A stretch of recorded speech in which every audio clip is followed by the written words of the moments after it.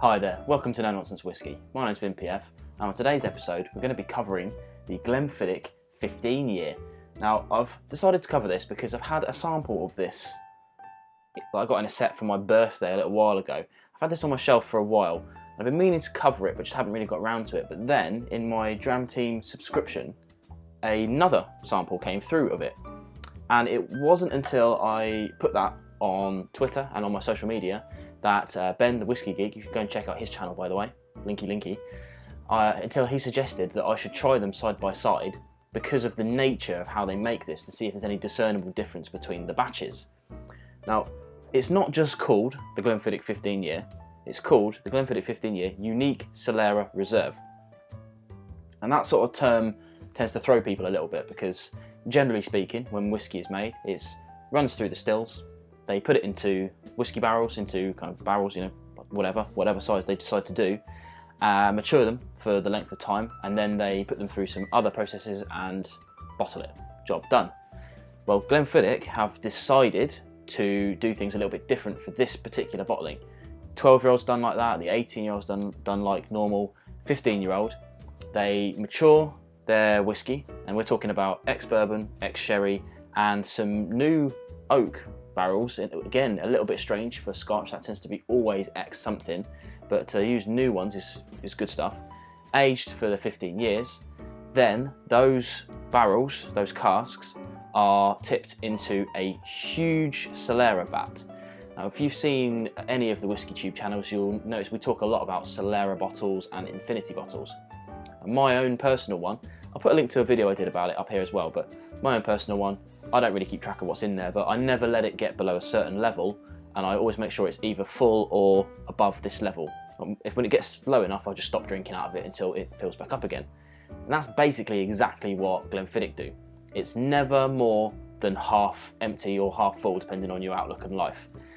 When it gets to that level, they stop taking whiskey out of it, and they start putting whiskey in it.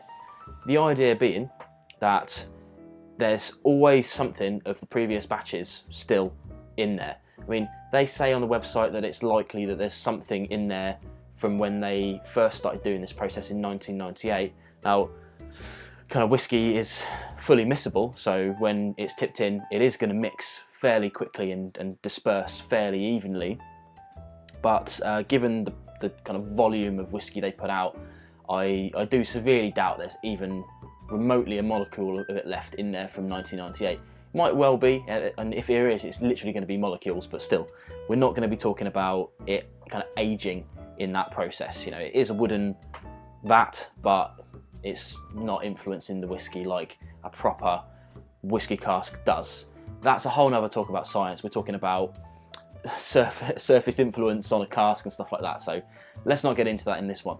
But after this huge vat, they decant that down into smaller marrying tuns, and that sits there just a little bit longer, just to make sure that the kind of complexity is there that they want.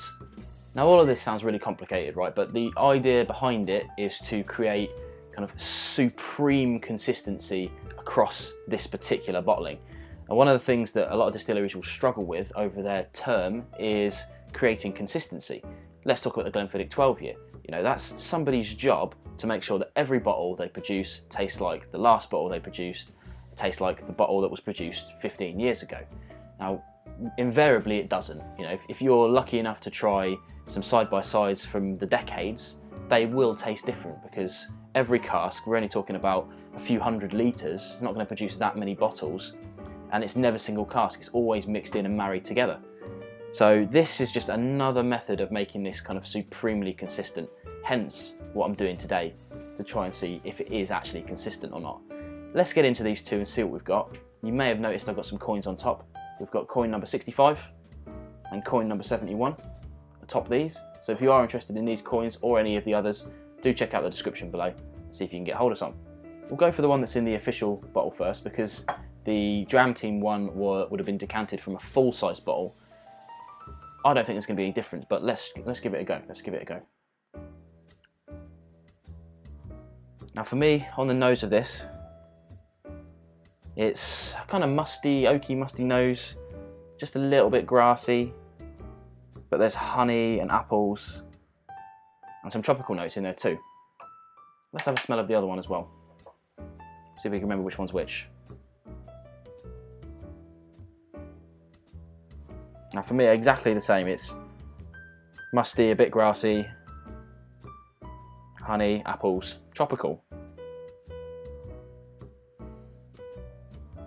Now it's not an overly complex whiskey, so it must be fairly easy to stay consistent with this. Let's try on the palate, the first one.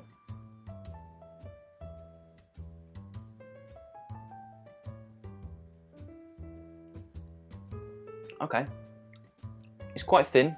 It's a 40%er. Not overly viscous. It's lots of apples, spices, cloves, that sort of thing. Little vanilla on the end. Quite drying on the back end as well. Let's try this side.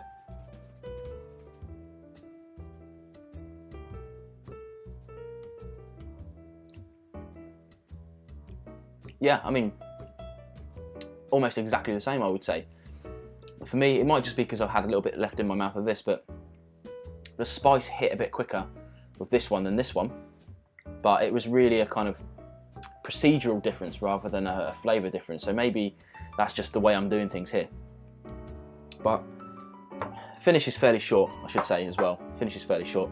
It's an excellent value whiskey though, so it's a 40%er, like I said. Probably added colour, probably chill filtered. Don't really get into stuff like that here, but never mind. And it's good value, you know, it's £40 or less in the UK, and it's shipped worldwide, so you can probably get this on your local shelves. If it's not the supermarket, then probably your specialist liquor store or something like that. You probably will see this.